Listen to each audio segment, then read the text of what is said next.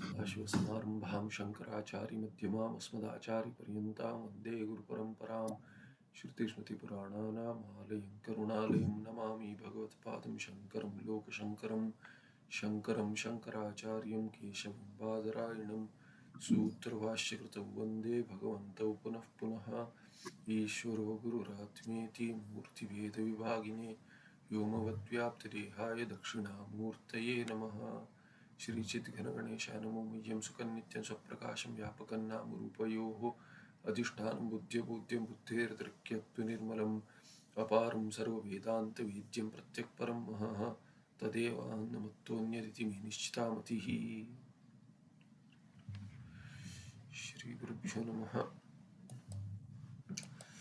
तो हम क्या देख रहे, बाधाएं जो है उसमें हमने देखा 4 बाधाएं देखी।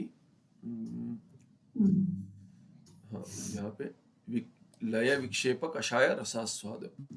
अभी विक्षेप और कषाय की बात करते समय अंतःकरण के आगे अंतःकरण के 5 भूमि बताई। 5 अवस्था है अंतःकरण, 5 अवस्थाओं से जाता है। तो क्षेप, मूढ़ता, विक्षेप, एकाग्रता और निरोध भूमिका ऐसे बताए। अभी आगे कहते हैं इमाश्च भूमयः, ये जो 5 भूमि हैं, इमाश्च भूमयः पंचा अपि अंतःकरण से अवस्था विशेषा। तो ये भूमि क्या है? ये सब क्या है कि ये अवस्था विशेष है अंतःकरण के ही। विशेष अवस्था है 5 है पर अंतःकरण के ही है। पंचभूमि का विशिष्टस्य अंतःकरणस्य एव क्रमात् क्षिप्तम मूढ़म विक्षिप्तम एकाग्रम निरुद्धम इति नाम। तो इन 5 अवस्थाओं से जो अंतःकरण जाता है, यदि वो क्षेप अवस्था में तो उसको क्षिप्तम कहेंगे अंतःकरण को, यदि मूढ़ता में है तो मूढ़म कहेंगे, विक्षेप अवस्था में तो विक्षिप्तम, एकाग्र अवस्था में एकाग्रता हो तो एकाग्रम, और निरोध अवस्था में हो तो निरुद्धम। ऐसे नाम किसका होगा? पंचभूमि का विशिष्ट से अंतःकरण से। अंतःकरण का होगा जो पंचभूमिका से विशिष्ट है। तो 5 भूमिकाओं में 5 अलग अलग नाम दे दिए। तत्र क्षिप्त मूढ़ अंतःकरणयोर नास्ति समाध्यधिकार। ये कल जैसे देख रहे थे हम कि ये क्षिप्त और मूढ़ जिसका अंतःकरण होगा उसे अभी क्षिप्त मूढ़ अंतःकरणयोः का, तो अंतःकरण को समाधि में अधिकार नहीं करके कह दिया। माने जिसका अंतःकरण ऐसा हो वही समाधि लगाएगा। तो वो माने वो मन जो क्षिप्त या मूढ़ है, मूढ़ता में है, तो वो समाधि में नहीं जा पाएगा, यही अर्थ हुआ। तो प्रयास करेंगे तो भी नहीं जा पाएगा। जिसका अंतःकरण क्षिप्त और मूढ़ हो वो प्रयास करेगा तो भी वो अंतःकरण समाधि में प्रवेश नहीं कर पाएगा। अभी बाकी 3 बचे। विक्षिप्त अंतःकरणस्य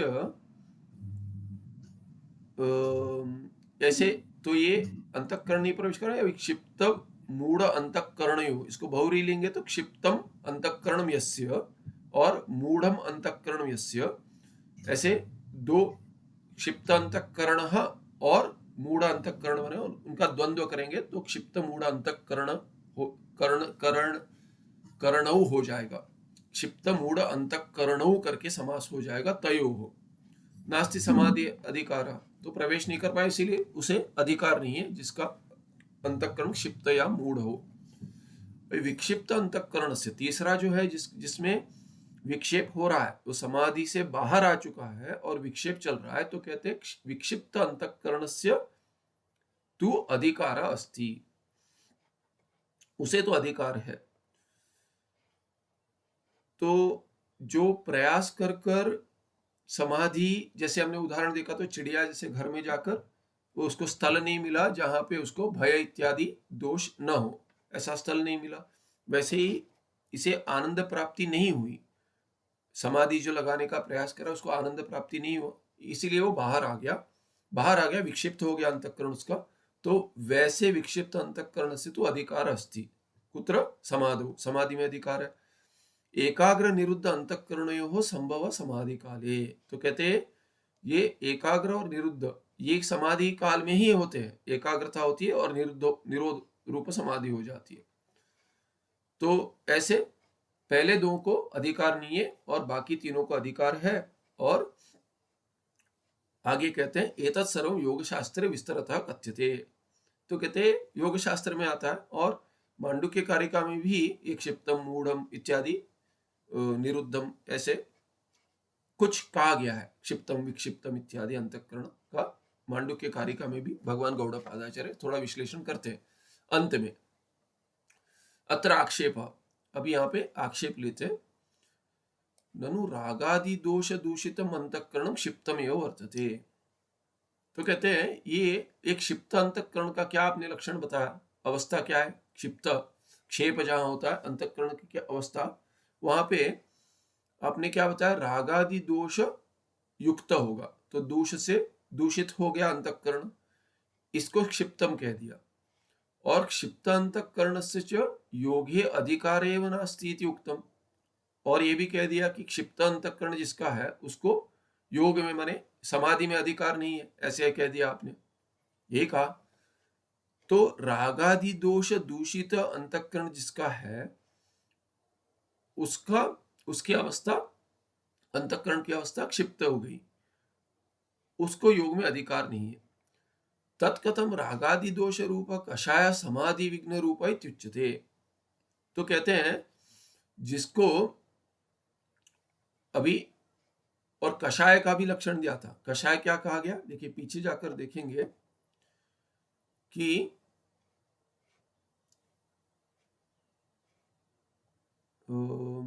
कषाय, कषाय ऊपर गया, हाँ ये कषाय जो है, रागादेह दोषा कषाय इत्युच्यन्ते ऐसे कह दिया। तो ये कषाय किसको होता है, ये कषाय कहाँ क्या कहा गया, तेज यहाँ पे दिखा है, हाँ देखिए, ते एते द्विविधा अपि रागादय समाधि प्रवृत्ते योगिनी न संभवन्ति।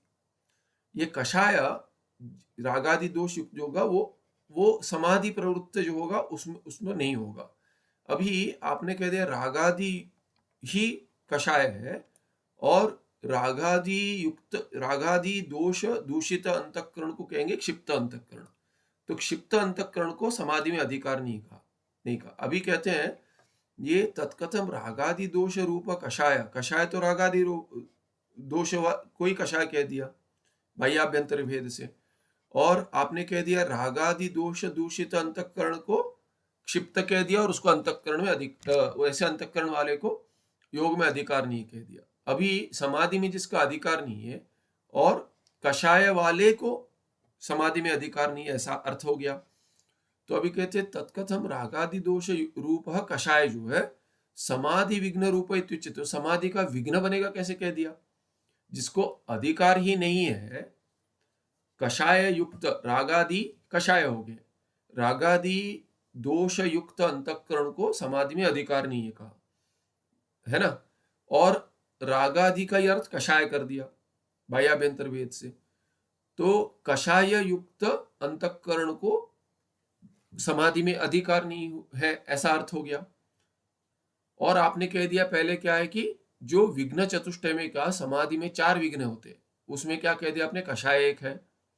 तो कषाय को आपने विघ्न भी बना दिया, समाधि का विघ्न बना दिया। समाधि का विघ्न तो उसको होगा जो समाधि में अधिकारी है, समाधि करेगा तभी विघ्न आएगा। तो आपने कह दिया अधिकारी ही नहीं है तो विघ्न की बात क्यों की। तो कहेंगे कि अरे कहीं जा रहे हो, रास्ते में प्रवास में विघ्न आ गया, कह दिया अरे विघ्न आ गया, बीच में ट्रैफिक जैम हो गया इत्यादि विघ्न हो गया, घंटों देर से पहुंचे। बोलते चले ही नहीं है, निकले ही नहीं है तो विघ्न कहां से आ गया। रास्ते पर ट्रैफिक जैम हो गया, आप यहाँ बैठे रास्ते, आपको क्या लेना देना उससे। तो कहते हैं जिसको अधिकार ही नहीं है समाधि में, उसके लिए समाधि में विघ्न हो गया कह रहे हैं, ये तो ठीक नहीं लग रहा। इस पर एक टिप्पण है, अयमत्र आशयः यस्य हि राजगृह प्रवेशे अधिकारो अस्ति तं द्वारपालः कदाचित् निरुन्नद्धि इति प्रसक्तस्य प्रतिषेधो युज्यते। तो व्याकरण में भी नियम है, प्रसक्तस्य एव प्रतिषेध। प्रतिषेध किसका करेंगे? जो प्रसक्त है, जो प्राप्त है, उसका प्रतिषेध करेंगे। किसी को कहेंगे, अभी जैसे कोई मुझे कह दे यार गंगोत्री मत जाओ, ठंड, बहुत ठंड है, मैं जा ही नहीं रहा हूं, जाने का सोचा भी नहीं है, तो मत जाओ कहने का क्या अर्थ हो गया? जा रहा है उसको मत जाओ कह सकते हैं आप। तो यहाँ कहते ये वो प्रसक्त से प्रतिषेध, जो प्राप्त है उसका प्रतिषेध कीजिए। कोई कह देते ये मत करना, मत करो, मैं करता ही नहीं हूँ, ये नहीं करना, तो मैंने कभी नहीं किया, पता भी नहीं है क्या है, तो बोलते ये मत करना। ठीक है, अच्छा है, तो उसके बाद सुधार लेते, कहते ठीक है, नहीं पता है तो अच्छा है, मत करना। अभी कहते यस्य ही राजगृहे प्रवेश अधिकारो अस्ति, तो राजा के द्वारपाल है, तो कहते हैं जहां अंदर जाने का जिसको अधिकार है उसको कहेंगे कि नहीं अभी नहीं जा सकते, बाद में आना। उसको द्वारपाल कहेगा कदाचित निरुन्नति, रोक देता है कि अभी मत जाओ। ऐसे प्रसक्त से प्रतिषेधा, जिसको यस्य पुनः तत्र अधिकार एव नास्ति, कोई राह चलता कोई भी है, वो राजा को क्यों मिलेगा? उसका कोई संबंध ही नहीं है। कोई भी हो, बाहर से आया, कुछ राजा से कोई संबंध नहीं है उसका, वो क्यों आके मिलेगा? जो राजा को मिलने का अधिकार रखते हैं उनको कहेंगे कि अभी नहीं, अभी टोक सकते हैं, रोक सकते हैं। तो जिसको अधिकार ही नहीं है, तस्य कथम निरोध प्रसिद्धि, तो उसको भगा दिया। अरे भगाने के लिए, उसको अंदर जाने के लिए जिसको अधिकार है उसको वापस भेज देते हैं। जिसको अधिकार ही नहीं है वो तो वहां पे आएगा भी नहीं, उसको पता है मुझे अधिकार ही नहीं है। वो पुरानी कथा कह रहे, एवं क्षिप्त अंतःकरण से समाधौ अधिकार प्रसक्तौ तस्य रागादि दोष रूप कषाय विघ्नकरः स्यात्। तो कहते जिसका अंतःकरण क्षिप्त हो गया, रागादि दोष युक्त हो गया, तस्य समाधौ अधिकार प्रसक्तो, यदि समाधि में अधिकार प्रसक्ति होती, प्रसक्तो सत्या, यदि प्राप्त होता उसको समाधि में अधिकार क्षिप्त अंतःकरण वाले को, तभी रागादि दोष रूप कषाय विघ्न कर, तभी तो विघ्न बनता। रागादि रूप कषाय, कषाय विघ्न कहते हैं आप, इसको विघ्न कह दिया और कहते हैं कि अधिकार ही नहीं है उसको, विघ्न कहां से आ गया? तस्य तो समाधि अधिकार एवं नास्ति, तो यदि अधिकार ही नहीं है समाधि में, तत्कथम रागादि दोष रूप कषाय समाधि विघ्न कृत इति, तो जिसको समाधि में अधिकार है उसको समाधि में विघ्न आ गया कैसे कहेंगे? ठीक नहीं लग रहा, ये आक्षेप हो गया। इति चेत उच्यते, तो यदि ये प्रश्न है, ऐसा अगर आक्षेप करे कोई, तो उसका उत्तर दे रहे, बाह्यांतर भावेन विघ्नमानः रागादय क्षिप्त अंतःकरणे एव जायन्ते। तो बाह्य और अंतर्भाव पहले बताया था कि दो भेद है कषाय में, ऐसे विघ्नमाना ऐसे विघ्न देने वाले रागादि जो है, ये बाह्य स्त्री पुत्र आदि कहते जो वर्तमान काल में है अभी, तो वो बाधा करते हैं, या विघ्न करके कहेंगे, या भूत और भविष्यत काल का स्त्री पुत्र धन, इसका विचार करते रहेगा, पीछे गया हुआ या आगे होगा इत्यादि मनोरथ। तो वैसे वाले जो है रागादि क्षिप्त अंतःकरण एव जायन्ते, वो क्षिप्त अंतःकरण में ही, जिस रागादि किसमें उत्पन्न होंगे? कहते हैं कि रागादि जो बाह्य और अंतर भेद से जो है उसमें उसका अंतःकरण क्षिप्त रूप होगा, तभी जाकर रागादि उत्पन्न होंगे। माने रागादि युक्त होगा तो रागादि आएंगे, ऐसा अर्थ हो गया। तो इसका भी अर्थ बताते विद्यमान, यहाँ पे टिप्पणी में कहते रागादेह अत्र त्रिप्रकारा भवन्ति इति कापि प्रक्रिया, कोई प्रक्रिया बताते जहां पे रागादि तीन प्रकार के बताते। साच एवं बाह्य अंतरः वासना रूपाश्च इति, बाह्य वासना देख लिया हमने, अंतर वासना, अभी वासना रूप भी होते। ऐसे बाह्य रागादि, अंतर रागादि और वासना रूप रागादि, ऐसे तीन प्रकार के हो गए।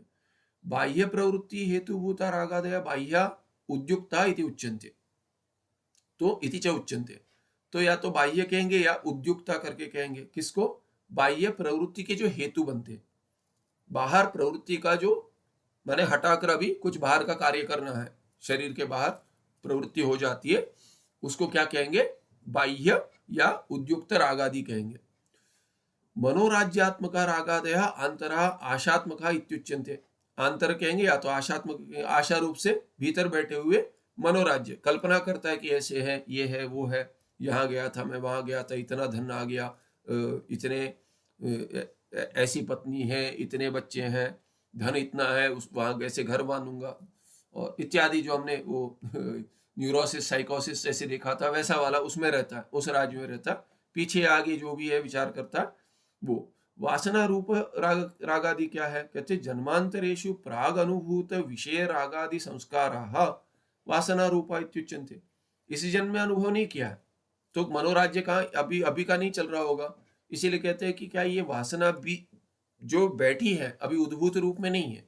जन्मांतरेषु प्राग अनुभूत विषय, तो पिछले कई सारे जन्मों में बहुत सारा अनुभव हुआ है, तो उसमें से जो संस्कार अभी ऊपर ऊपर जो बैठे हुए है तो सभी संस्कार, किंतु प्राग अनुभूत विषय जो है वो विषय रागादि संस्कार, उस विषय के अनुभव ने उन विषय के अनुभव ने रागादि संस्कार छोड़ दिया है।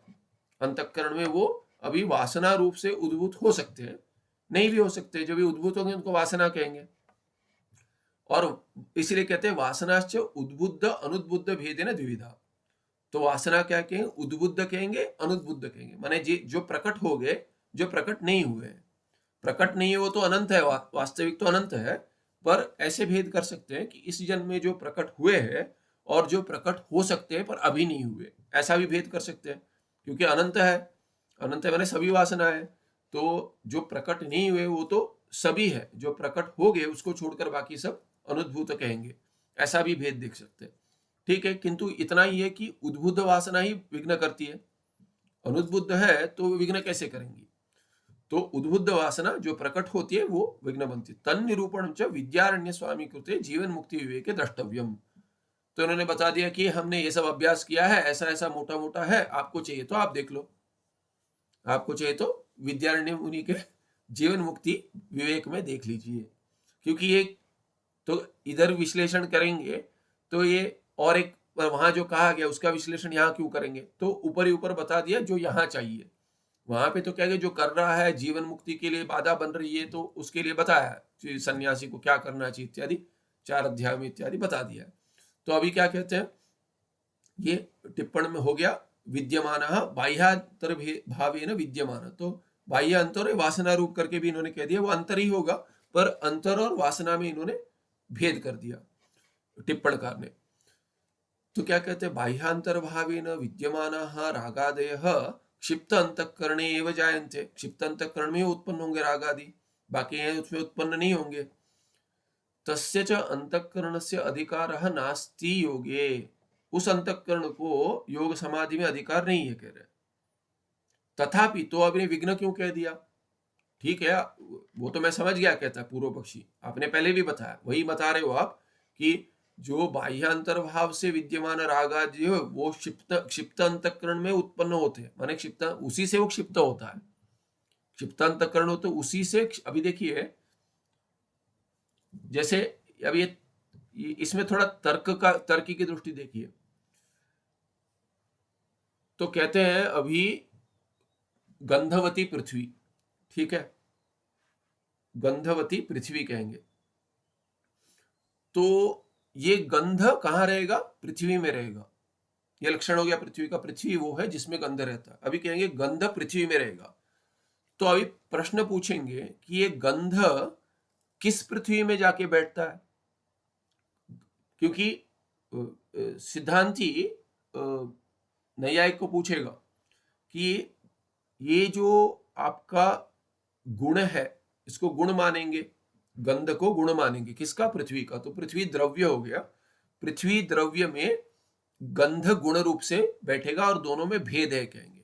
अब ये प्रश्न होता है कि ये जो गंध है वो अलग है, भिन्न है पृथ्वी से, ये अर्थ हो गया। जो गुण गंध गुण है वो पृथ्वी द्रव्य से भिन्न है, ऐसे आपने एक प्रक्रिया बनाई है तार्किक ने, द्रव्य गुण इत्यादि के, तो द्रव्य और गुण में भेद है, तो ये होगा गुण गंध, और पृथ्वी हो गई द्रव्य, दोनों में भेद है। तो ये गंध माने गुण द्रव्य में रहता है, माने गंध पृथ्वी में रहता है, ये अर्थ हो गया। तो ये गंध जिस पृथ्वी में रहता है वो गंध वाली है कि बिना गंध वाली है। गंध जो जाके पृथ्वी में बैठेगा वो पृथ्वी गंध वाली है पहले से, उसमें गंध बैठेगा कि गंध उसमें बैठेगा जिस पृथ्वी में गंध नहीं है। ये प्रश्न आ सकता है। पहले अध्याय में पंचदशी में भगवान विद्यारण्याचार्य जो तार्किक आके आक्षेप करता है उसको उसी के भाषा में उत्तर देते हैं प्रश्न करके। जैसे वो आके कहता है आपका ब्रह्म तो निर्गुण है, तो निर्गुण सगुण कैसे बनता है, निर्गुण सगुण कैसे बनता है? तो वो कहता है कि सगुण ये जो गुण है ये जाकर निर्गुण में बैठता है, निर्गुण में जाकर बैठ गया तो निर्गुण नहीं रहा, सगुण हो गया, सगुण में जाकर गुण क्यों बैठेगा? तो ऐसे हम कहते हैं अरे आप तो तार्किक हो ना, आपकी पूरी प्रक्रिया ऐसी है, हमने थोड़ा क्या कह दिया, हमने तो मिथ्या रूप कह दिया, सत्य नहीं है। आप तो सभी द्रव्य गुण सत्य मानते हो और उसमें पूरी प्रक्रिया आपका पूरा दर्शन बनाया आपने, जिस दर्शन में पूरे दोष युक्त है वो दोष लेकर आकर हमें कहते हो कि आपका निर्गुण सगुण कैसे बनता है। हम तो मिथ्यात्व ने कहते हैं, मिथ्यात्व में कुछ भी संभव है, हम तो कुछ भी घटा देंगे। आप तो सत्यत्व में ऐसे ही घटाते हो, यही दोष जो दिखा रहे हो हम में जो नहीं है वो आप में सत्य रूप से दोष है, और दोष केवल नहीं, आपका पूरा दर्शन ही उसके ऊपर बना है। वैशेषिक विशेष दिखाकर ही आप बनाते हो न्याय तार्किक दोनों, न्याय और नैयायिक और वैशेषिक। तो इसीलिए हम भी आपको पूछते हैं ये आपका गुण द्रव्य में जो बैठेगा वो गुणी द्रव्य है, उसमें गुण जाके बैठेगा कि अगुणी में जाके बैठेगा? तो कहते हैं कि गुणी में जाके बैठे, गुणी में गुण फिर क्यों बैठेगा, ऐसा प्रश्न होगा। और अगुणी में गुण जाके बैठेगा तो अगुणी में गुण कैसे जा सकता है? उसको अगुणी नहीं कह सकते आप। अगुणी में गुण जाकर यदि बैठ सकता है तो अगुणी नहीं कहेंगे उसको, और गुणी में गुण जाकर बैठ नहीं सकता क्योंकि वो तो गुणी है, कोई अर्थ नहीं है उसका कि गुणी में गुण जाकर बैठता है, गुणी में गुण फिर से क्यों जाके बैठेगा? तो ऐसे ही यहाँ प्रश्न होगा कि बाह्यांतर भावेन विद्यमान रागादय क्षिप्तांतकरण जायन्ते। तो ये अंतकरण क्षिप्त कभी होगा? जब भी रागादि युक्त होगा। तो बाह्यांतर भावेन विद्यमान रागादय जो रागादि जाकर उसी अंतकरण में बैठेंगे, तो रागादि युक्त होगा तो रागादि जाके बैठेंगे, ऐसा अर्थ हो गया। क्षिप्त माने रागादि युक्त, रागादि युक्त अंतकरण में रागादि जाके बैठेंगे, कोई अर्थ नहीं बनता उसका। जब भी रागादि जाकर बैठेंगे तब जाकर उसको अंतकरण को क्षिप्त कहेंगे ना।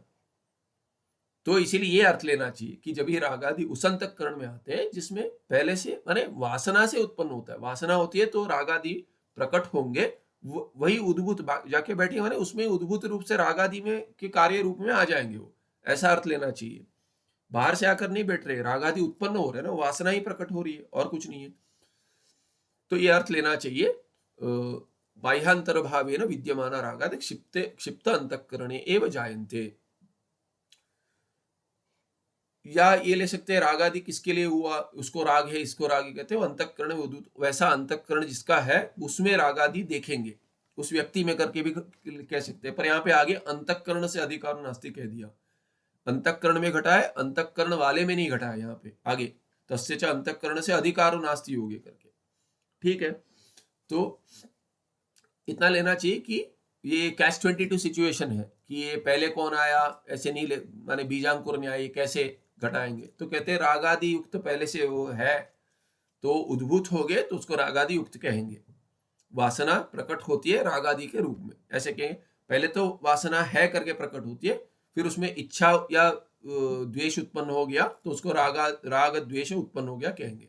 तो वही ये सूक्ष्म है, जो और थोड़ा अति सूक्ष्म है तो उसको वासना इत्यादि कहेंगे, और इच्छा के रूप में अंतःकरण में आ गया तो उसको कहेंगे राग आदि।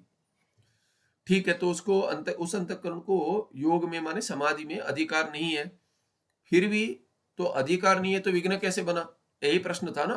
तो पूर्व पक्षी कहते ये तो मैं समझ गया, इसी से तो प्रश्न आया। तो तथापि उसका बोलते उसका उसी बता रहे, वही बता रहे उसको अधिकार तो नहीं है, तथापि अनेक जन्मसु प्राग अनुभूत बाह्याभ्यंतर विषयक राग द्वेषादयः ये तेषां सूक्ष्म संस्कारः विक्षिप्ताद्यंतःकरणे अपि संभवेत्। तो कहते हैं ये तो क्षिप्तांतःकरण में होता है जिसको अधिकार नहीं है, पर यही राग आदि जो है ना वो विक्षिप्ताद्यंतःकरणे अपि संभवित। विक्षिप्तादि माने बाकी तीन, पहले क्या कह दिया, क्षेप होता है, ये क्षिप्त मूढ़, अंतःकरण क्या हो गया, क्षिप्तम मूढ़म, फिर विक्षिप्तम एकाग्रम और निरुद्धम है। तो कहते क्षिप्त और मूढ़ अंतःकरण जो है उनको तो दोनों को अधिकार नहीं है समाधि में। तो तो ये कषाय कहां से होगा, ये प्रश्न था ना। तो कषाय तो क्षिप्त अंतःकरण वाले को नहीं हो रहा है, मूढ़ अंतःकरण वाले को भी नहीं हो रहा, उनको अधिकार ही नहीं है समाधि में। विक्षिप्त, एकाग्र और निरुद्ध अंतःकरण जिनका है उनका उनको भी हो सकता है। तो विक्षिप्त जो है उसको भी राग आदि उत्पन्न हो सकता है ना। तो कषाय तो राग आदि युक्त है। इसका अर्थ नहीं है कि जिसमें रागा कषाय है वो सब क्षिप्त कहेंगे, ऐसा नहीं है। वो तो मूढ़ विक्षिप्त भी होगा, उसका तो लक्षण बनाया, क्षिप्त से शुरू होता है, वहां पे रागादि होते हैं। तो जो रागादि ऐसे हैं कि उसको अधिकार नहीं है, तो उसको तो विघ्न नहीं बनेगा, क्योंकि विघ्न तो तभी बनेगा जो समाधि लगाएगा। पर विक्षिप्तादि अंतःकरण में भी कैसे संभव है, अभी नहीं है रागादि, अभी रागादि नहीं है, इसीलिए कि उसको अभी रागादि युक्त होगा तो क्षिप्त कहेंगे, मूढ़ कहेंगे। मूढ़ तो उसके आगे और कह दिया, पर क्षिप्त मूढ़ को तो समाधि लगाने का अधिकार नहीं है, मैंने नहीं लगेगी। तो जिसको अधिकार नहीं उसको विघ्न नहीं आएगा। तो कहते हैं इनका तो हो गया, इनकी बात ही नहीं कर रहे। कहते अभी ये विक्षिप्त जो है उसमें रागादि नहीं है, रागादि नहीं है। विक्षिप्त, एकाग्र और निरुद्ध अंतःकरण जिसका है उसको रागादि अभी नहीं, अभी नहीं है। अभी नहीं है तो समाधि में अधिकार हो गया, अधिकार होगा तो समाधि लगाएगा। अभी समाधि लगाएगा तभी क्या है कि वो आनंद अनुभव नहीं कर पाया, इसीलिए बाहर आ जाएगा। उसको विक्षिप्त, उसका अंतःकरण विक्षिप्त हो गया। अभी यदि विक्षिप्त हो गया तभी उसमें रागादि उत्पन्न हो जाएंगे, हो सकते हैं। तो यही कह दिया कि तथापि अनेक जन्मसु प्राग अनुभूत बाह्याभ्यंतर विषयक राग द्वेषादय।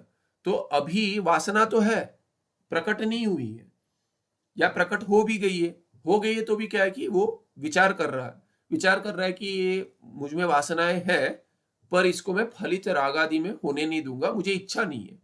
कहते कुछ सूक्ष्म दिखता है, हाँ ये अच्छा लग रहा है, अच्छा लग रहा है इसलिए इच्छा हो, ऐसा नहीं है। अच्छा तो बहुत कुछ लगता है, देख रहे हैं बहुत सारे, अभी जैसे छोटे बच्चे खेल रहे हैं, अच्छा लगता है, मेरा भी संसार हो जाए ऐसा नहीं लगता है। अच्छा लगता है बच्चों को देख के, अरे भाई के बच्चे, इनके बच्चे सब अच्छा है, मुझे विवाह नहीं करना है तो अच्छा नहीं, ऐसा भी है। या कोई बच्चे खा रहे, चॉकलेट खा रहे, आनंद आता है कि देखकर, अरे मुझे भी चॉकलेट खा के ऐसा आनंद आएगा, ऐसा नहीं लगता है, मुझे कुछ दूसरा अच्छा लग रहा है। तो इसीलिए क्या है कि यदि अच्छा लगता है, केवल वासनाएं है प्रकट हो रही है, तो भी उसमें इच्छा होगी या द्वेष होगा, ये नहीं है, आवश्यक नहीं है। हो भी सकता है, नहीं भी हो सकता है। यदि विवेक करूंगा तो नहीं होगा, विवेक करूंगा इच्छा को, वह क्योंकि ये इच्छा यदि होगी तो फिर बांधेगा, इसीलिए उसको मैं वैसे ही छोड़ दूंगा। है वासनाएं तो है, अपने आप आएंगी जाएंगी। और हमने देखा था पिछली बार, जैसे ध्यान लगा रहे हैं तभी कैसे कैसे वासनाएं उभर आती है। वासनाएं उभर आती, इसका अर्थ नहीं है कि मैं, अरे वासनाएं आ गई अभी ये करना पड़ेगा, नहीं करना, अभी ये द्वेष है तो इसको अभी कुछ नहीं है वैसे, उसको आएंगी चली जाएंगी।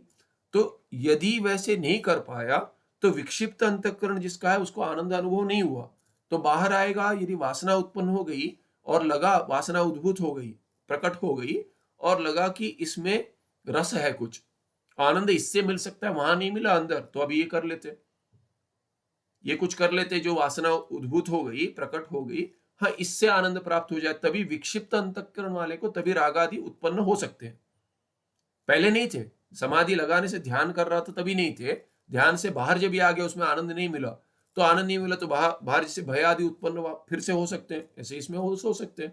तो वही कह रहे तथापि अनेक जन्म सु, पिछले जन्म में जो जन्म में क्या क्या किया है पता नहीं, वो सब अभी अनुभूत है, उसमें कुछ अच्छा लगे या बुरा लगे, जो भी है, तो उसमें मन चला जाएगा। इसीलिए कहते हैं प्राग अनुभूत बाह्याभ्यंतर विषय का जो राग है, कि बाह्य या अंतर विषय में जो पहले अनुभव किया था, बहुत सारे जन्म में किया था, अभी नहीं है, पर वो यदि उभर कर आ गए तो राग द्वेषादय, ये जो राग आदि है, राग द्वेष ये सब जो है, लोभ मोह ये सब क्या, ये तेषाम सूक्ष्म संस्कार, उनका सूक्ष्म संस्कार तो है, वासना रूप से है ना वो, विक्षिप्त आदि अंतःकरण भी संभवेत, तो प्रकट होकर संभव होगा तो राग आदि भी संभव होगा जाएगा।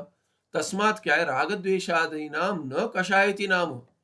कहते वास्तविक राग द्वेषादि उत्पन्न हो जाते, उसको कषाय नहीं कह रहे, उसका उसकी सूक्ष्म अवस्था जो है ना, तो कहते हैं किंतु राग द्वेषादि संस्कार से कषायति नाम। तो कहेंगे उसका जो संस्कार है, वासना है, उसको कहेंगे जो उद्भूत हो रहा है।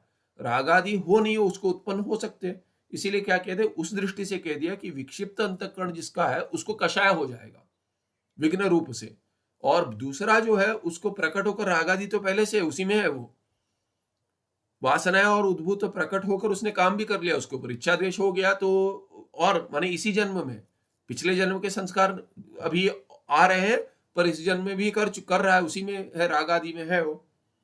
इसीलिए क्या है कि दोनों में भेद कर दिया। तो सूक्ष्म जो है उसको कहेंगे कषाय, और जो प्रकट हो गया राग आदि उसके और काम कर रहा, राग आदि के रूप में आ गया, उससे युक्त जो अंतःकरण उसको क्षिप्त कह दिया। ये भेद हो गया क्षिप्त और विक्षिप्त में। किंतु रागद्वेषादि संस्कार से कषायति नाम, इस पर एक टिप्पणी 3 नंबर, क्या कहते हैं, अत्र अयम दृष्टांत है, एक दृष्टांत दे रहे हैं। तो कहते हैं इनको राजा बहुत, पता नहीं राजा के साथ बहुत था, उस काल के थे लगता है, राजा महाराजों के साथ अच्छा खासा संपर्क रहा होगा। राजदर्शनाय स्वगृहात् प्रस्थितम आद्यम राजद्वारम आगतम जागरूक द्वारपाल यथा निवारयति। उसी उदाहरण को लेकर आगे बढ़ा रहे, कहते हैं कि जो जागरूक द्वारपाल है, से सोते सोते वॉचमैन वाला नहीं है, जागरूक है, काम कर रहा है ठीक से। वॉचमैन कोई भी आके चला जाता है, वॉचमैन सो रहा है। कोई कह रहे थे कि आश्रम में बुलाए थे, तो बोलते कि यहाँ पे अखंड ज्योत जलानी है। गया था, हिमाचल में गया था, तो अखंड ज्योत है, और रात को तो एक वॉचमैन ये आता है, वो देखता भी है, गेट वेट खोल, और ये भी कर लेता, दिन में आप देख लेना। तो कह रहे थे, वो महात्मा जो रह रहे थे, वो जा रहे थे, उनकी जगह मुझे बुलाया था, तो वो कह रहे थे पता नहीं कैसा वॉचमैन आता है, वो तो सो जाता है, काहे का वॉचमैन, रात को वो जाके सो जाता है घोड़े बेचकर। तो ऐसे नहीं है, ये कहते जागरूक द्वारपाल है। यथा निवारयति, क्या राजदर्शनाय स्वगृहात् प्रस्थितम आद्यम राजद्वारम आगतम।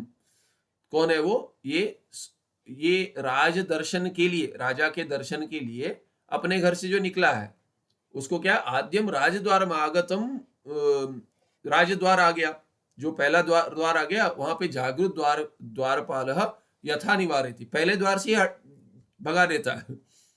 तथा सकल संसार विषयेभ्यो दुख भयात निर्विकल्पक समाधि सुख अनुभवाय अंतर्मुखी भूतम योगिनः मनः समाध्यानंद लाभात प्राग अंतराले उद्भूत रागादि संस्कार रूप कषाय निवारयति।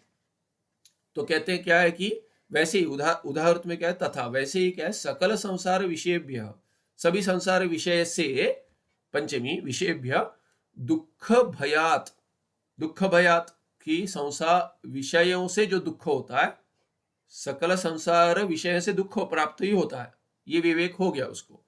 ये दुख भय से निर्विकल्प समाधि सुख अनुभवाय, उससे हटकर, दुख से सांसारिक विषयों के जो दुख है, विषय से उत्पन्न होती जो दुख है, उनसे हटकर निर्विकल्प समाधि में सुख का अनुभव होता है, आनंद अनुभव।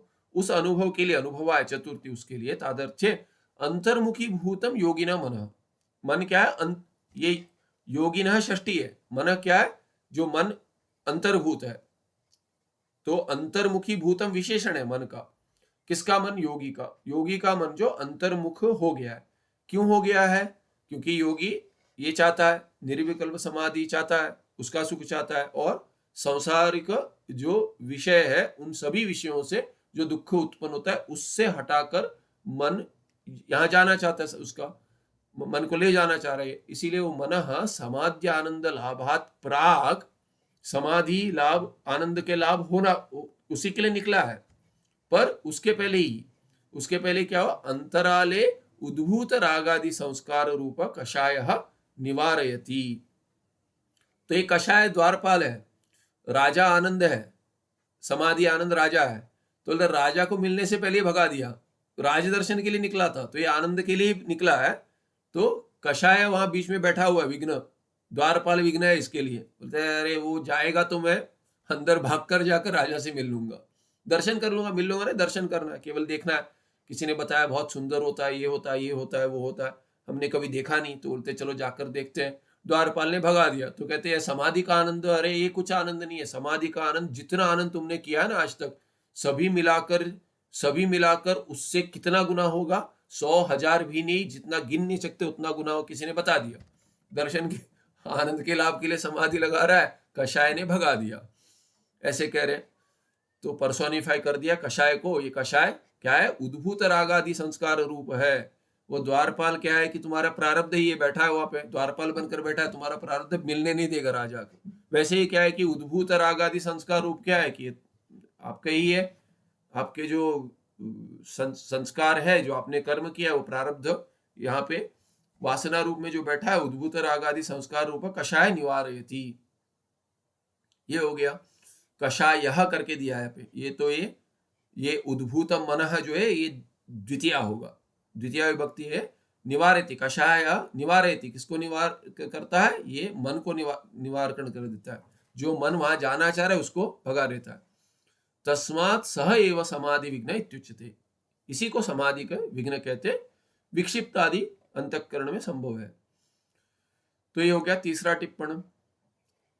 किंतु राग द्वेष आदि संस्कार से कषाय इति नाम ये कह दिया। सच संस्कार, ये जो संस्कार है, यावद अंतःकरण से अवस्थिति ही तावद अनुवर्तेत एव।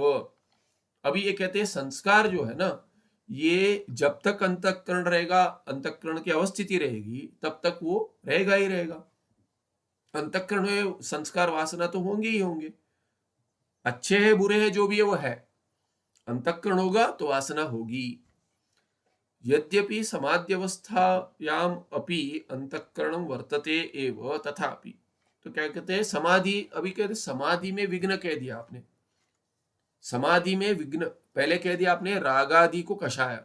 अभी आपने सुधारा, उसको कहती है रागादि माने संस्कार, रागादि का संस्कार सूक्ष्म रूप से जो है उसको कषाय कह दिया। अभी ये संस्कार क्या है? जब तक अंतःकरण रहेगा तब तक रहेगा। पर आपने तो कहा था कि समाधि में भी अंतःकरण रहता है, वो जाता नहीं है। अंतःकरण रहता है, उसकी प्रतीति नहीं होती, आपने कहा ना। त्रिपुटी रहती है, त्रिपुटी की प्रतीति नहीं होती कह दिए। और आगे क्या है कि अंतःकरण की रहता है, उसकी प्रतीति नहीं होती कहते हैं। पर अंतःकरण तो रहता है, और जब तक अंतःकरण रहेगा तब तक संस्कार रहेंगे। संस्कार को ही आपने नाम दे दिया कषाय, तो कषाय समाधि में रहेगा, यही अर्थ हो गया। समाधि में अंतःकरण रहेगा, अंतःकरण जब तक रहेगा तब तक संस्कार रहेंगे, और रागादि का संस्कार क्या है? कषाय है, और कषाय विघ्न है। तो समाधि में भी यदि अंतःकरण रहेगा, और अंतःकरण जब तक रहेगा तब तक संस्कार यदि रहेंगे, तो कषाय रहेगा, अर्थ हो गया। उसका अर्थ क्या होगा? समाधि में भी कषाय रहेंगे, और कषाय तो विघ्न है समाधि के लिए, तो समाधि भी रहेगी और समाधि का विघ्न भी रहेगा। ये कैसे होगा? तो कहते हैं यद्यपि समाध्यवस्थायाम अपि अंतःकरण वर्तते व तथापि, हाँ ठीक है, अंतःकरण होता है तो कषाय भी होना चाहिए ऐसा आपको लग रहा है। तथापि राग द्वेषादि नाम उद्भूत संस्कार एवं समाधि विरोधी। अभी कहते हो जो उद्भूत संस्कार यदि होगा तो वो कषाय ही संस्कार इसके समाधि का विरोधी होगा, अनुद्भूत विरोधी नहीं होगा। अनुद्भूत तो कितना है? तो ये उद्भूत अनुद्भूत क्या? न तो अनुद्भूत, जो प्रकट नहीं हुआ है वो विघ्न नहीं करेगा। तो उसका अर्थ बता रहे, उद्भूत माने क्या? बही प्रकटीकृत, प्रकटीकृत, बाहर प्रकट हो रहा है, क्या आपको पता है ये वासना है, प्रकट हो रहा है, सूक्ष्म है पर आपको पता है। अनुद्भूत, अनुद्भूत माने अनुद्भूत माने क्या? कि अंतस्थित, कि वो प्रकट नहीं हुआ है, अप्रकटीकृत, ऐसा हो जाएगा। तो इसीलिए क्या है कि अंतःकरण होगा तो उद्भूत संस्कार अनुद्भूत संस्कार दोनों होंगे, ऐसा नहीं है। हमने कहा संस्कार होंगे। तो जिसको विक्षेप हो गया है, विक्षेप आदि चल रहा है, विक्षेप एकाग्रता निरुद्ध, उनमें क्या है कि अभी विक्षिप्त और क्षिप्त में उन्होंने भेद कैसे किया? रागादि जिसमें न वासना के संस्कार जो है वो ना ही प्रकट हुए, पर वो ये भी हो गए क्या? रागादि पर काम कर रहा है, इसलिए रागादि युक्त हो गया, इच्छा द्वेष इत्यादि है उसके मन में, तो उसको कह दे क्षिप्त, उसको समाधि में अधिकार नहीं है। पर जिसको रागादि नहीं थे उस समय, वो समाधि लगाने का प्रयास करा, उसको अधिकार था, और उससे वो आनंद प्राप्त नहीं हुआ, इसीलिए बाहर आ गया। बाहर आ गया तब क्या है कि अभी उद्भूत भी हो सकते हैं, अनुद्भूत भी हो सकते हैं संस्कार। तो और रागादि यदि हो जाएंगे, उस पर काम करेगा तो रागादि के रूप में बन जाएगा, उसका अंतःकरण क्षिप्त हो जाएगा, समाधि में अधिकार चला जाएगा। तो कहते हैं इसको तो समाधि में अधिकार है, उसको पहले काम कर चुका है। अभी क्या है? रागादि उत्पन्न नहीं हो रहे, पर क्या हो रहा है? ये संस्कार जो है, संस्कार कषाय के रूप में उद्भूत होकर वो कषाय के रूप में विघ्न बन रहे, तो उस पर काम करेगा तो उद्भूत हो जाए, उसको छोड़ देगा तो क्या है कि संस्कार आके माने समाधि लगेगी, संस्कार चले जाएंगे, और उद्भूत होकर भी आपने उसको पकड़ के नहीं रखा तो चले जाएंगे। तो क्या है कि जो अभी अप्रकटीकृत है, अनुद्भूत है, वो विघ्न नहीं करेंगे, समाधि लग जाएगी, वो कषाय नहीं कहेंगे उसको। इसीलिए कहते हैं समाधि प्रवृत्तेन योगिना राग द्वेषादि संस्कार उद्भवे च दोष दृष्टया दृढ़तर वैराग्य बलाच्च अपनेय। तो इसको क्या करना चाहिए? तो अनुद्भूत है उसको छोड़ दो, उद्भूत जो हो रहा है उसको भी छोड़ दो। अनुद्भूत है तो पता ही नहीं, उस पर तो कुछ करना नहीं है, और उद्भूत जो हो गए उस पर क्या है कि काम कैसे करेंगे? समाधि प्रवृत्ति ने योगी ना, समाधि प्रवृत्त जो योगी है, समाधि लगी नहीं है अभी, लग रही है या लगकर भी बाहर आ गया, कहते राग द्वेषादि संस्कार उद्भवे, यदि ये उद्भव हो गया तो कषाय है, विघ्न बनेगा समाधि में। इसीलिए सह दोष दृष्टया दृढ़तर वैराग्य बलाच्च अपनेय। तो ये उद्भवे, सह माने ये उद्भव होने से उनको क्या है कि उसको हटा दे, कि दोष दृष्टि से दोष दृष्टि करे कि ये अभी ये राग के रूप में परिवर्तन हो ले लेगा, या दोष जो है कि जो विघ्न बन रहा है, राग देश, राग फिर द्वेष इत्यादि, लोभ मोह, ये सब पहले मैंने हटाए, ये बाधा बनती है, साधन करने नहीं देता। इसीलिए क्या है, उस पर काम किया, शमदमादि या यम नियम इत्यादि जो है वो सभी दोष दृष्टि से उसको दृढ़तर वैराग्य बल से भी क्या है कि उस पर काम करे और उसको हटा दे। तो क्या है कि हटा दे माने वो अपने आप चला जाएगा, हटाने में अधिक प्रयास नहीं लगेगा इसे। पर यदि वो विक्षिप्त अंतःकरण समाधि में जाने के लिए यदि ये विघ्न बन रहे हैं तो काम कर कर फिर समाधि में जा सकता है, उसको अधिकार है, ये कह दिया। ठीक है, अभी कहते हैं विक्षेप कषाय और अयम भेद। अभी कहते हैं क्षेप और कषाय में आपने बताया, विक्षेप और कषाय में क्या भेद है?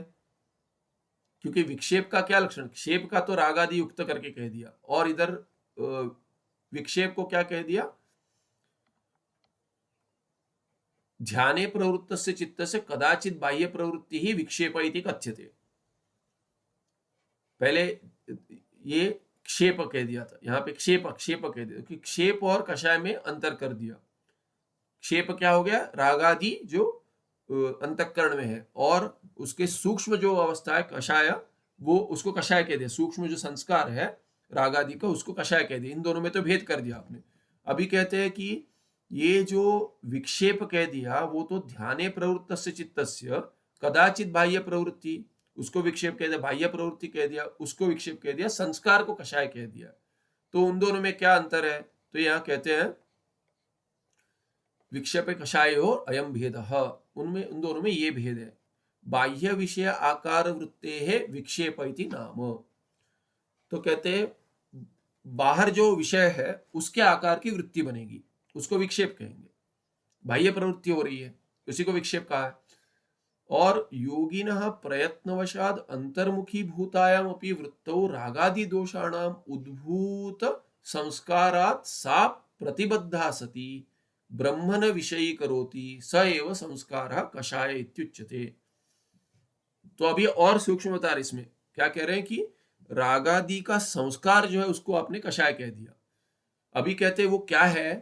कहते हैं योगी जो प्रयत्न से क्या कर, प्रयत्नवशात क्या करा, अपने प्रयत्न से अंतर्मुखी भूतायम अपि वृत्तो, वृत्ति उसकी अंतर्मुख हो गई। प्रयत्न से क्या, प्रयत्न के वश से उसने बाहर जो विक्षेप हो रहा था, बाह्य विषयाकार वृत्ति बन रही थी, उसको विक्षेप कह दिया। विक्षेप चल रहा था अंतःकरण में, अभी योगी ने प्रयत्न से क्या कर दिया, उसे बाह्य विषयाकार वृत्ति से लेकर अंतर्मुखी कर दिया, विषय पर जो ध्यान विषय, ध्येय विषय जो उस पर ले आया। तो योगिनः प्रयत्नवशात अंतर्मुखी भूतायाम अपि वृत्तो, ये वृत्ति अभी अंतर्मुखी हो गई है, तभी रागादि दोषाणाम उद्भूत संस्कारात् सा प्रतिबद्धा सती, सा का वृत्ति क्षमा कीजिए, कीदृशी वृत्ति? अंतर्मुखी वृत्ति। जो अंतर्मुखी वृत्ति हो गई अभी, वो क्या होगी? अभी संस्कार उद्भूत हो गए, रागादि दोष के संस्कार तो है वासना, वो उद्भूत जब ही हो गए तभी क्या हो गया, उस प्रतिबद्ध हो गई। अंतर्मुखी होते होते हो गई थी और अभी अंतर्मुखी नहीं हो पा रही है। जैसे आंख लग गई है कि बहुत लोग क्या है कि सोते हैं और सोते सोते आंख लगती है, फिर पता नहीं कुछ हो गया, कुछ बाधा आ गई, कुछ लाउड स्पीकर चला दिया किसी ने तो जाग गए, कुछ हो गया। तो ऐसी कुछ उद्भूत हो गया, लाउड स्पीकर चला दिया किसी ने, उद्भूत हो गया, आपका प्रारब्ध काम कर रहा है, उद्भूत हो गया तो नींद खुल गई। तो वैसे यहाँ के प्रतिबद्ध सती अभी नींद नहीं लग रही है, तो ऐसे कहते हैं प्रतिबद्ध सती अभी अंतर्मुखी नहीं हो पा रही है। न विषय करोति ब्रह्म न विषय करोति, यदि अंतर्मुखी नहीं होगी तो ब्रह्म को विषय कैसे करे? ब्रह्म ही अंतर्मुख होकर ब्रह्म को विषय कर रहे, ब्रह्मात्मा, ये विषय नहीं बनेगा। तब क्या होगा? सएव संस्कार कषाय इत्युच्यते, उसी को ये जो संस्कार जो है उद्भूत संस्कार, उसी को पहले कह दिया था, अभी कहते हैं ये ब्रह्म विषय नहीं कर रहा है। क्यों? क्योंकि बाधा बन गई।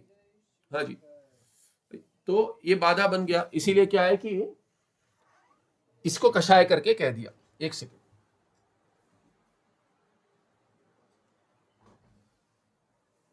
तो इसे कषाय कह दिया इन्होंने, उद्भूत हो गया, उसे कषाय कह दिया। विशेष दोष दर्शन पूर्वकम योगिना प्रयत्नातिशय वशात कषाय विघ्न निवारणीय। आया में ना?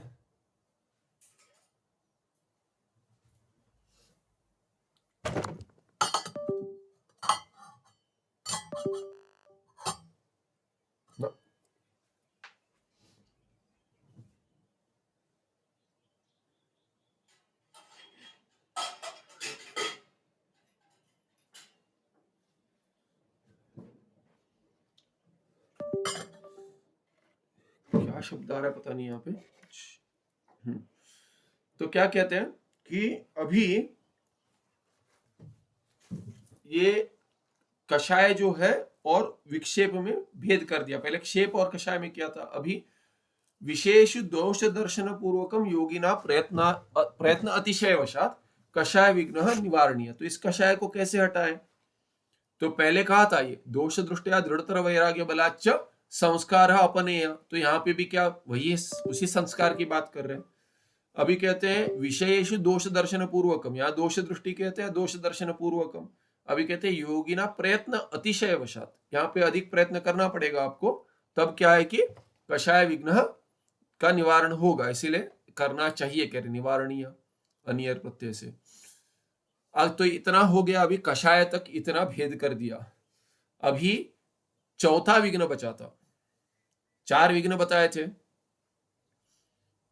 4 विघ्न बताए थे, उसमें कषाय तीसरा था।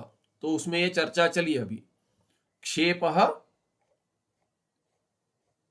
निद्रा, निद्रा वो ये क्या कहा था ना, क्षेप कहता है निद्रावशय से, तो यहाँ पे देखिए 4 थे, इसी का विश्लेषण चल रहा है। पीछे चले गए, लय, जो निद्रा से जो लय हो जाता है, फिर विक्षेप, कषाय और रसास्वाद।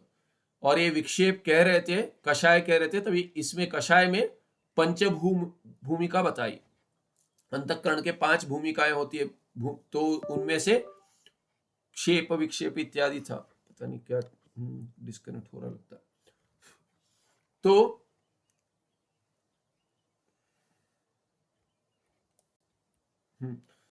तो लय, विक्षेप और कषाय हो गया। कषाय में उन्होंने 5 भूमिका बताई, उसमें क्षिप्त अंतःकरण कह दिया, क्षिप्त मूढ़, उनको तो समाधि में अधिकार नहीं है। फिर विक्षिप्त, एकाग्र और निरुद्ध, ऐसे अंतःकरण के भेद कर दिए।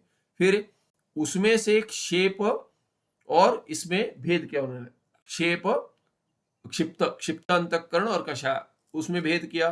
फिर विक्षिप्त और कषाय में उनमें भेद किया। अभी क्या कर रहे हैं कि ये हो गया, तीसरा अंक कषाय समाप्त हो गया। फिर रसास्वाद, ये जो विघ्न है, चौथे विघ्न की बात कर रहे हैं। ठीक है, तो चौथे विघ्न में क्या कहते हैं? अभी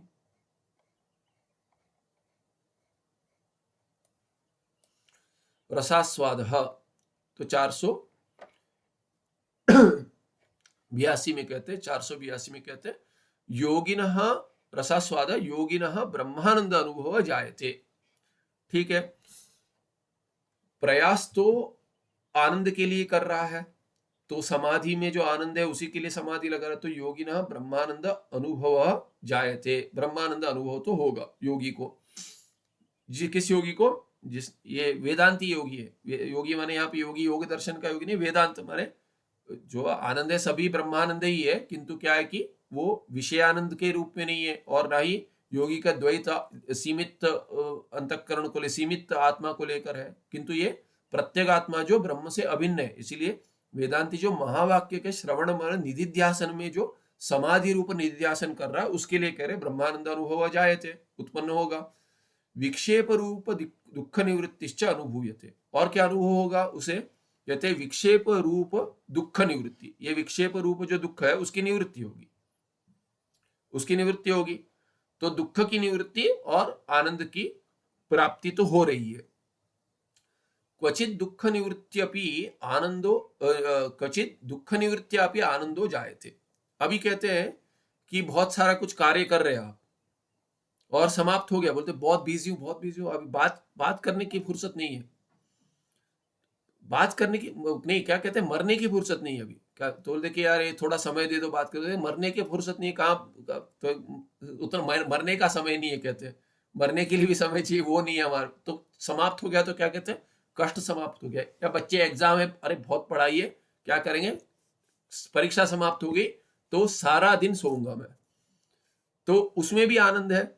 अभी कहते हैं कि केवल सोना है ये करना है, वैसे नहीं, कहते कि समाप्त हो गया वही, पीड़ा समाप्त हो गई वो भी एक आनंद देगा, आनंद प्राप्त होना ऐसा नहीं है, पीड़ा भी समाप्त हो गई, कार्य व्यस्त हूं अरे समय मिल गया, बस हो गया, बस और कुछ नहीं अरे वो सब समाप्त हो गया, ये कर रहा था सब, अरे इतना कष्ट हुआ, इतना ऊपर समाप्त हो गया, उसी में आनंद है। आनंद से कहते भी है, ऐसे कुछ नया कुछ नहीं किया, कहते हैं कि इतना सारा ये था, प्रवास था, थक कर आए, आ गए, उसी में आनंद है। तो यहाँ उदाहरण देते हैं, दुख निवृत्ति से भी आनंद उत्पन्न होता है क्वचित, सभी में नहीं, दुख निवृत्त हो गया तो आनंद अधिक कुछ प्राप्त होना ऐसा नहीं है। जैसे कड़वा खा रहे हैं, कड़वा खाना बंद हो गया तो हो गया, बस ठीक है, बस है मीठा खाने की आवश्यकता नहीं है, ऐसा भी है। तो उदाहरण देते, यथा भारवाही पुरुषस्य भार अपनयाद आनंदो जायते, तो बहुत भारी सामान लेकर जा रहा है, उतार दिया तो आनंद हो गया, अरे समाप्त हो गया, बहुत भार लेके, अरे इतना वजन था मत पूछो, बोलते कि अरे कैसे आया पता नहीं, सब लेकर आ गया, शिफ्ट कर लिया, आ गया सब सामान लेकर, हो गया, समाप्त हो गया, तो बोलते हैं आनंद है। कहते कि क्या सब हो गया, सेट कर लिया? नहीं, वो लेकर आगे पहुंच गया, बस आगे करता रहूंगा। तो ऐसे 80-100 किलो की पुस्तक आगे, भार समाप्त हो गया तो आनंद हुआ, कहते नहीं तदानंदे विषयानंतरम कारणम, विषयांतरम कारणम, तो कहते हैं अभी उसमें, उस आनंद में कोई दूसरा विषय कारण नहीं है कि अरे ब्रह्मानंद प्राप्त हुआ, ऐसा नहीं है, माने जिसका योगी को ब्रह्मानंद हो रहा है समाधि में, और विक्षेप रूप दुख निवृत्ति भी हो रही है। अभी ये विक्षेप रूप दुख निवृत्ति होकर जो आनंद प्राप्त होगा, वहां पे भी आनंद प्राप्त होगा, और ब्रह्मानंद अधिक आनंद है, वो भी प्राप्त होगा। तो अभी विक्षेप रूप दुख निवृत्ति का तो आनंद है ना वो, तो कह रहे तथा योगी न अपी, नहीं यहाँ पे तथा,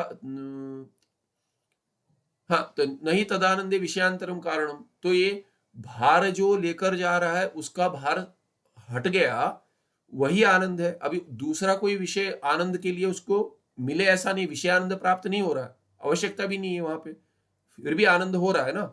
वैसे ही क्या है कि अभी ये कहते हैं भार प्रयुक्त दुख निवृत्त्याच सुखम में अभूदिति वक्ति, क्या कहता है, अरे बहुत सुख हो गया, समाप्त हो गया, भार प्रयुक्त दुख, भार उठाने से जो दुख था उसकी निवृत्ति से क्या हो गया, सुखम में अभूत, मुझे बहुत सुख मिल गया, सुख मिल गया, हट गया, भार हट गया तो ये सुख मिल गया, ऐसे वक्ति ऐसे कहता है।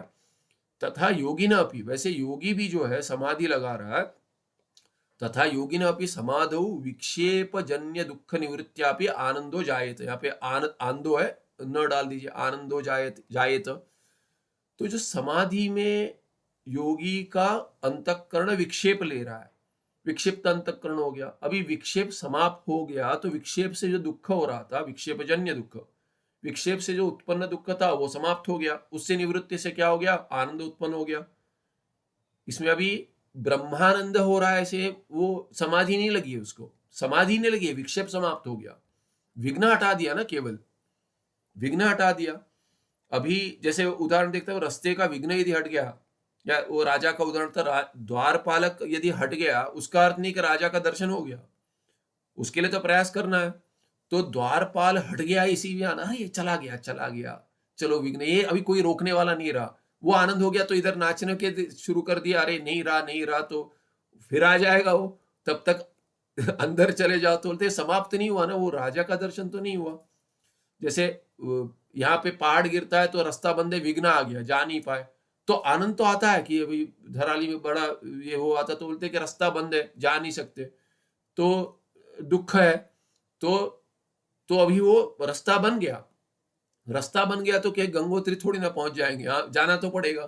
तो इसीलिए कि उससे आनंद तो होता है, अरे अब अरे कल जाएंगे, पर कभी भी जा सकते, अभी तो रास्ता बन गया है, तो पर बनते ही चले जाएंगे। तो क्या कहते हैं कि बन गया, उससे आनंद उत्पन्न हो गया, पर चले नहीं अभी, तो लक्ष्य तक नहीं पहुंचे। इसलिए कहते हैं ये जो आनंद उत्पन्न हो रहा है, योगी को समाधि लगा रहा है, पर विक्षेप जन्य दुख निवृत्ति से ही आनंद जो उत्पन्न हो रहा है, सह अनुभव रसास्वाद इत्युच्यते, उस आनंद अनुभव को रसास्वाद कहेंगे। तो ये जाने से पहले ही आनंद पार्टी कर लिए, अरे हो गया सब कुछ हो गया, तो नहीं हुआ, कुछ नहीं हुआ। जैसे अभी कोई कहते हैं कि अरे जैसे कोई है, नौकरी लग गई, ठीक है, नौकरी लग गई, बहुत प्रयास कर रहा था, नौकरी लग गई, बोलते पार्टी दो, बोलते अरे पहला पहला पगार तो आने दो, तो अभी ज्वाइन नहीं हुआ, पहले से ही मित्र पार्टी मांग रहे हैं, अरे अच्छी कंपनी में नौकरी मिली है, ये हुआ है वो हुआ है, अरे पहले आने तो दो, ऐसा अवस्था है। तो ये रसास्वाद, इसको रसास्वाद कहेंगे। ये क्या करेगा रसास्वाद, इसी आनंद में यदि तृप्त है तो आपको आगे आनंद नहीं मिलेगा। कहते हैं रास्ता खुल गया, अरे और कभी भी जा सकते, कभी भी, अरे जाने के लिए निकले थे तुम, जाने के लिए घर से निकले हो, बीच में अभी रुक गए हैं क्योंकि रास्ता नहीं है, बाधा आ गई, पहाड़ गिर गया, तो अभी रास्ता खुल गया, उसके आनंद में वहां क्यों रुक रहे हो, आगे जाओ जिसके लिए निकले थे। तो इस समाधि के लिए निकला था, आनंद प्राप्ति हो गई, और दुख निवृत्ति से, अरे दुख ही नहीं है, अरे बहुत बढ़िया लग रहा है, पर समाधि नहीं लग पा रही है अभी, वही बाद बन रहा है, रसास्वाद बाद बनेगा, ये आनंद ही बाद बन रहा है, उसको समाधि नहीं जाने नहीं देगा। अस्मिन्नेव आनंदे यदि तृप्तः स्याद् योगी, तदा सर्व उपाधि शून्य ब्रह्मानंद आकार वृत्ति न स्यात् तस्य, तब उसको ब्रह्माकार वृत्ति नहीं बनेगी, ब्रह्म के आनंद आकार, ब्रह्माकार वृत्ति है, ब्रह्म आनंद आकार वृत्ति उसको नहीं होगी। यदि वो क्या है कि अस्मिन्नेव आनंद, इसी रसास्वाद रूप आनंद में जो दुख निवृत्ति रूप आनंद है, उसी में यदि तृप्त हो जाएगी, स्याद् योगी यदि हो जाए, तो क्या होगा, तदा सर्व उपाधि शून्य, सभी उपाधि से शून्य जो ब्रह्मानंद ब्रह्म है, उपाधि शून्य निर्गुण ब्रह्म, उसका जो स्वरूप आनंद है, वो उसके आकार की, उस आकार की वृत्ति न होगी, नहीं होगी, त्यास्तस्य तस्य होगी न, जो रसास्वाद में उलझ गया। ततः तदधीन आनंद अनुभव अपि न भवेत, तो यदि ब्रह्मानंद आकार वृत्ति नहीं उत्पन्न होगी उस योगी को, जो रसास्वाद विघ्न में उलझ गया, तब उसको तदधीन माने वो ब्रह्मानंद आकार वृत्ति से वो लेंगे, तो वैसे वृत्ति अधीन जो आनंद अनुभव है, वृत्ति होगी उसमें आनंद आएगा, तो वो भी नहीं होगा, अपि न भवेत, वैसा आनंद प्राप्त नहीं होगा। तस्मा दुख निवृत्ति जन्य आनंद अनुभव रूप रसास्वाद अपि समाधो विघ्नस्या, इसीलिए कहते हैं दुख निवृत्ति जन्य आनंद का अनुभव जो है ना, वो रसास्वाद, उसी को रसास्वाद कहेंगे, वो भी समाधि में विघ्न ही है। ठीक है, अभी आगे उसका कहेंगे कि उदाहरण देकर, और एक दूसरा उदाहरण, दृष्टांतरम उच्यते, दूसरा दृष्टांतन देंगे, और ये रसास्वाद कैसे हटाना है वो बताएंगे, अगले पाठ में देखेंगे।